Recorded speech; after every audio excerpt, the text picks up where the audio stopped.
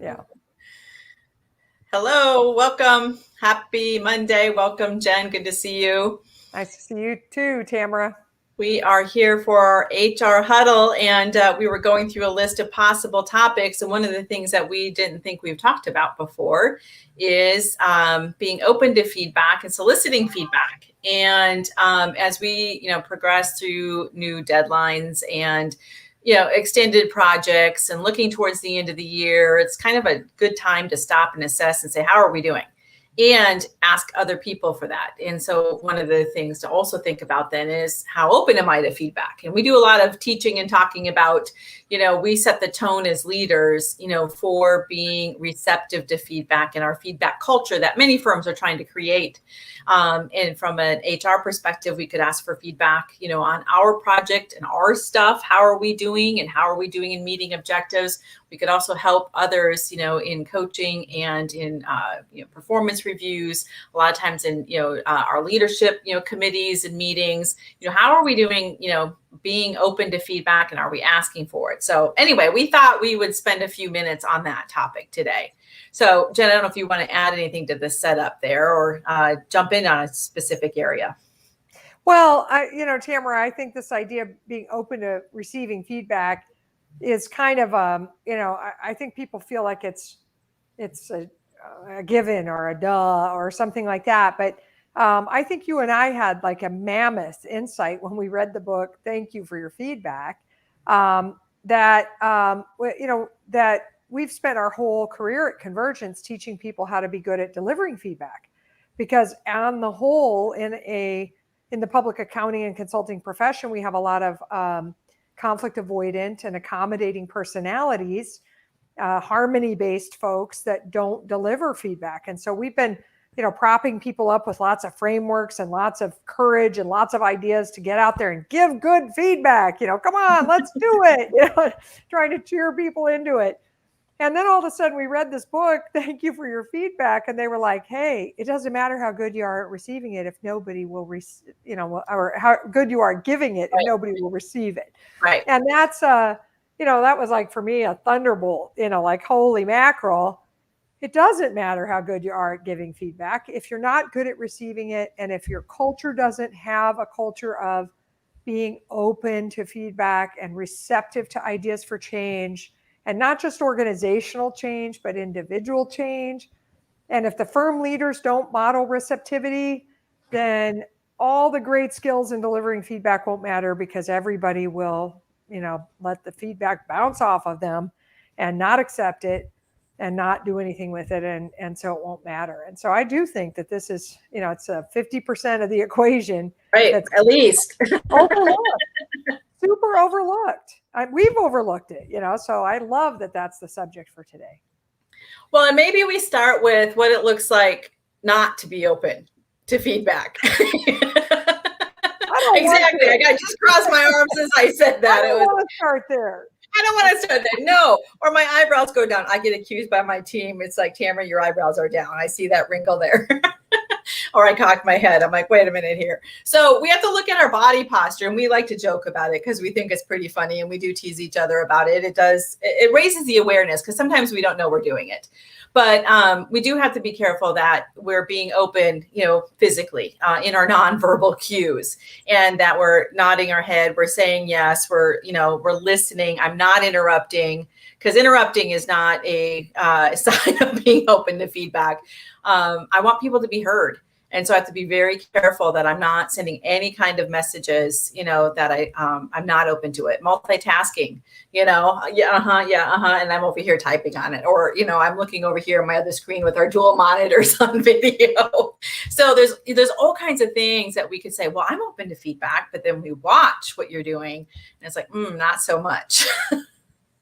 Well, and Tamara, anything that's good listening is a good best practice for being open to feedback. So a bunch of those things you were just talking about are like listening don'ts. And they're also, listening to feedback don'ts. I love those. I love those ideas.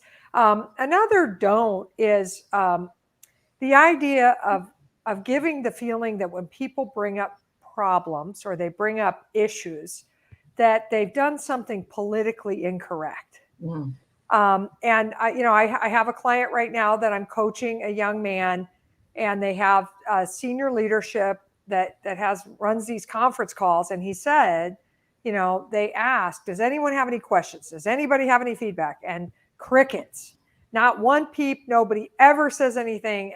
And I said, how come? And he said, because if you bring something up, first of all, it's defended or something, you're sort of smacked down or shut down in front of everybody, but then there will be a private side conversation about, we don't bring things like that up in a group setting. And he said, it hasn't just happened to me, it's happened to many of us. Mm-hmm. So now we just don't bring up anything. And so it's almost like an inauthentic perfunctory. Does anybody have any feedback, or does anybody have any questions, without the real commitment to grapple with whatever problems or challenges or issues your people have. We can't be the kind of leader that wants to sweep things under the carpet.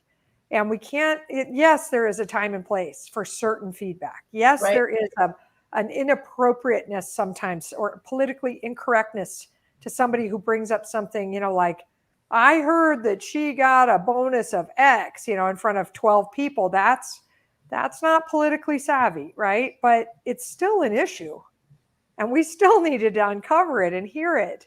And to make the messenger wrong, kill the messenger, is such a mistake. And there's no faster way to take away your feedback ready group of people, take away their readiness, than to make, sort of suck all the enthusiasm out of them, than to make them wrong. Right. Exactly. We were working on a retreat with some leaders this last week, and one of the things we had to coach the big owner, the big dog. And I think my internet's going in and out, Jen. So if it is, jump in. I can hear you. You're a little bit blurry visually sometimes to me, but okay. Your internet sound is fine. I hear everything you're saying. All right. So if something happens, just stop. I just want to acknowledge that. I'm watching the bar. Okay, good. Gotcha. So anyway, we call them the big dogs, right? And she happens to be, the primary owner of the business, or some other partners. But we're talking about transition, and there was a fear in the meeting that, I'm going to be protective or defensive, or it's her baby. And I know we all have our babies, that it's like, don't criticize the baby. Do not tell me I have an ugly baby. Do not tell me anything about it that needs to change. And we have to be careful about that, because it stifles the conversation, like you said, but also it prevents us from getting better and changing and growing. And so the do on that side would be listening from hopeful intent. Like, these people care about that baby too. They want the best for that baby. And they see possibilities for that baby. And so how do we listen from that perspective instead of being defensive? But that worry keeps them quiet. It's like, we can't say that. We definitely cannot say that in front of, of these few people or this group or whatever it might be. But sometimes it's even just that one person. It's like, are you kidding me? That's not going to happen. We're not going to go anywhere with that. So we do have this pride of ownership, or this protection, or that can show up as defensiveness. And we have to be really super careful about that. I agree, Tamara. And so, as a key leader, and one of the do's of being open to feedback is to ask for it, to invite it, and to say, nothing is off limits. It could be about the baby, which is about the firm or the project, right, or the innovation, right, or the client, or the engagement, or the whatever the thing is we're working on together. It could also be about me. So when I invite it, I say it's okay if it's about me, my behavior, my habits, anything I'm doing that's getting in your way, anything I'm not doing that you wish I was doing, to invite it, to give people the boundaries of the feedback request you have, and have the boundaries be as wide as possible, but give them specific examples so they could be like, she just said if there was something I wish she would quit doing. So I think I've just been invited to bring this thing up that's been bugging me. Yeah. And then they could say, like my son-in-law, I'm the queen of changing people's names. And so his name is Nick, N-I-C, and I call him Nicholas sometimes. And sometimes I'll say Nicolas Cage. And he hates Nicolas Cage, as it turns out. Well, I'm sorry. I did not know that. And so at some point, though, I said something that invited him to say, hey, Jen, can I tell you something? And he told me, and I was like, "Oh man, I'm sorry. I don't want to call you a name of somebody that you really don't like. Now I'll just save it for when I'm mad at you or something." We laugh about it, but like, you don't want to be doing things that Right. bug people and not be open to them telling you. None of us wants to do that. So I think the most important thing we can do, positional leaders can do, invite it, repeatedly invite it. Say, hey, is there anything I'm doing that you'd like me to stop doing? Is there anything that I'm doing that you really want me to start, or that I'm not doing that you want me to start doing going forward? How else could I support you? How else could I be of assistance to you? What could I do to make your work experience better? I mean, whatever open-ended questions you can ask that will invite it, without it being like, how am I doing? Right. To me, those kind of questions are like, they're going to You're go searching fine. for a certain answer. You're like, you're Fine. looking for You're doing fine. fine. You're good. It's all good. It's all good. I don't want to ruffle any feathers, so I'm not going to say anything else. You're fine. Thumbs up, but like, what could I do better?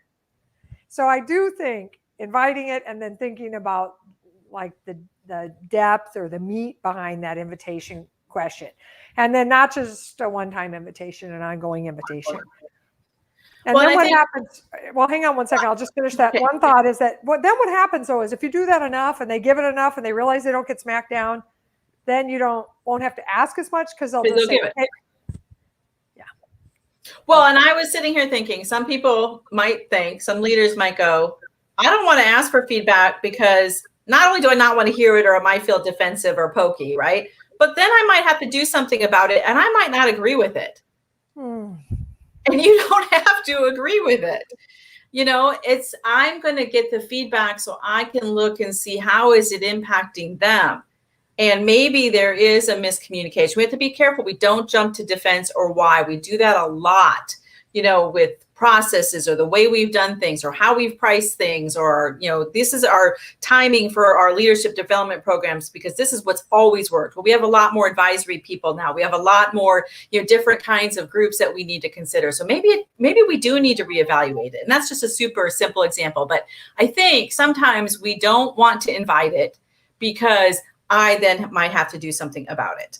And there's a resistance to that, or that I might say, I agree with it. We're not saying you have to agree with it. It's probably an interaction. We always say feedback is a two-way street. It's a two-way dialogue. So, we're going to have a conversation about it, but I want to listen. I want them to tell me more, and I want to also thank them for sharing it because that is reality for them. That is, something that they're thinking about, and that is a valid view. And so we want to be careful we don't dismiss it. But I know sometimes it's like, I don't want to ask because then, oh my gosh, I might have to do something. Yeah. And I mean, I get that. And I don't always have to agree with it, like you said, but people's perceptions are their reality. And we have to know what they are, and we have to manage that and not just ask for the feedback and then not make change, right?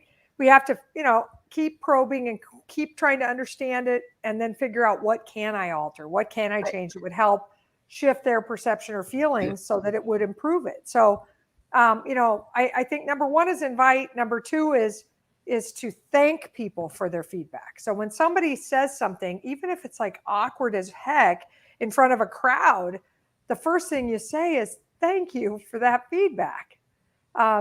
Thank you. Sometimes people ask me really rough questions in meetings, like hard objections in a big, like several hundred person room into a microphone, Jennifer, here, let me lob the hardest thing I can at you. And the very first thing I'll say is thank you for the question. Thank you for that feedback. Thank you for sharing that opinion. Even if I don't love it, I am grateful that they had the courage to express it. And if it's in their mind, it's in other people's mind. It's there. And so really what they're doing is they're sending me like a pitcher in a softball game or something. There might be a hard ball they threw me, but they're sending it to me so I could do something with it. And so anyway, that's something that the thanking part. Right. I think that's important. It also gives you a moment to pause. I like that because it gives you a moment to not just react immediately. So if you're somebody that normally just was going to react, which is natural, but some of us react more harsh maybe than others, that thanking them comes from gratitude. And that will get your mindset right immediately. And I think that's really important. And then I do think we have to follow up. So I have to figure out, like you said, what can I do to change? Or what can we change? What steps could we change? What other further conversations should we have? What other investigations should we do? Could we try something? There might be just even small steps, small things. Let's try this in our next meeting, or let's try this in our next scheduling. Let's figure out what we can try instead of, no, I'm going to put up the block immediately. And we don't want to be no people. We want to be enablers. We want to make sure we're saying yes. And I think that in our operations team is crucial. Boy. That we are enablers, that we are, yes, I would love to do that. And let's figure out how, or, yes, we're working on that, or tell me how you envision it. But we have to be careful, that we don't put up all the roadblocks and all the reasons why we can't change. And then we're just staying, stuck in where we are instead of progressing forward. And our people, whether it's talent or clients or, referral sources, they are young partners. They want us to move forward and, progress. So that's something for us to look at, especially operationally in HR or IT or, marketing and business development, whatever it might be, the, accounting group, how we do billing, systems, all of that to say, let's talk more. And also when we get to the objectives, if we can say, why are you feeling that way? What do you see as possible? I think that can then help us start to see steps. And sometimes we do need to educate people why it's been done that way in the past, or maybe we need to mitigate some kind of risk they don't understand. But finding out the why and then figuring out, like I said, what steps you can take can help instead of just being no. And people are going to stop asking. Yeah, I love that. And what I love, Tamara, is that what you just did was generate 30 questions at least. It was awesome. And you did some directive statements. So tell me about this, and tell me what you were envisioning. And so you did a whole bunch of what and why and how, and we don't want to have it become a weird inquisition. Somebody gives me feedback and then I start putting them on the witness stand, trying to force them to, prove their point or something. That's not what we're talking about here. We're talking about getting the feedback, thanking them for the feedback, and then asking more questions, probing into it more from the perspective of what would you like to see, or what were you picturing instead, or where do you think it should go, versus why do you feel that way? We could do a little bit of that, but we want to be careful that it's not making them prove something to us. Right. And so, but the other thing is, I know, I'm decent at handling objections and that sort of thing. And one of the things that happens sometimes is somebody will express, well, here's, this doesn't work because of the following. And I consider that to be feedback, but it's also a bit of an objection and something I've heard before. And I think as leaders, we have that a lot. Our staff will bring something up, or our client will bring something up. We've heard it before. We've defended it before, if you will. And we have to be careful that we don't jump into objection handling or defense, like you said, but even not I'm defensive, but more oh, let me just lob that back at you. And let me tell you why. That we ask a few questions first. Mm-hmm. And that you just need to make that a practiced rule so that you make sure you know what they're saying and where they're coming from. So you don't just handle it with some, traditional answer that you always had, or objection handling. Or something from your frequently asked questions document, and you don't really recognize that there might be more to the feedback, or more to the objection, or more to the issue that they're raising than just something you already heard before. And I think that's really easy to do, especially on subjects that, like a technology implementation, right, and we're deep into it. And so you start bringing something up, and I just think, well, that's that thing that we've heard 10 times, and instead of letting you get it all out, instead of me really making sure I get what you're saying and I ask enough questions, I just start handling it. Then if we're in a group setting, you might think, I can't go back at her now.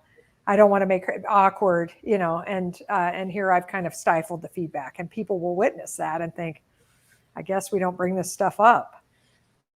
So that's what we don't want to be as leaders, the people that are smacking down stuff or shutting it down, closing it down or closing it off. Yeah, we want to foster innovation and creativity. And feedback does that. Even objections, which sounds negative, objections foster creativity and innovation. It also keeps us out of trouble. So I want to hear what their, view is or their perspective.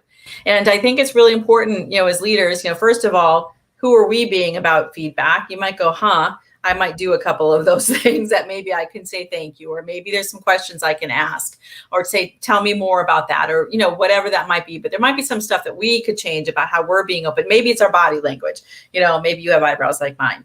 But figure out what can we do. And then we should teach and talk about it in our leadership meetings, and then teach it to our people, especially our people development people, our career advisors and our mentors. So that they can, receive feedback. We hear all the time from leaders, we don't get feedback. We launch something, or we have a meeting, or we do a one-on-one, career development meeting, and we don't get any questions. We don't get any feedback. Jen and I would say we have to look and say, what are we doing to cause that? What kind of tone are we setting? And are we really being authentic about that feedback? And what do those interactions look like when people do bring us ideas?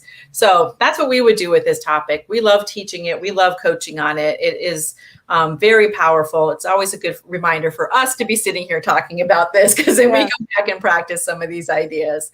So, well, and Tamara, one fun thing we do when we teach receiving and giving feedback is we sometimes put people in small groups. So you might do this if you have a team or something and you want to engage in how could we be better at receiving feedback. And you just have them do kind of a skit. And you say, hey, you 5 people go over there, and some of you determine the feedback you're going to give and tell us the setting. Who are the cast of characters? What's the setting?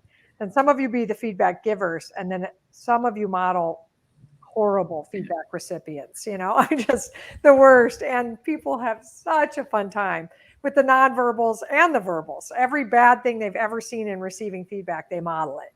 And then you say, okay, now flip it.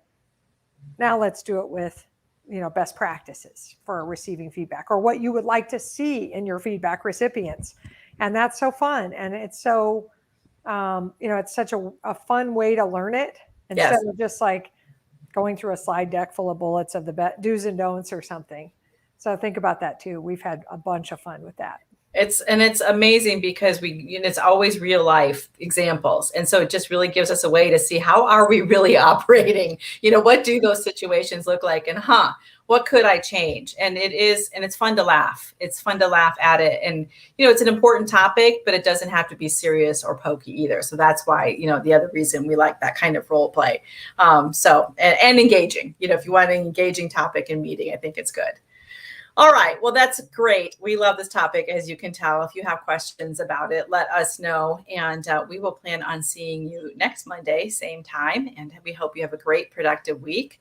And we'll talk to you soon. Thanks so much. Bye now.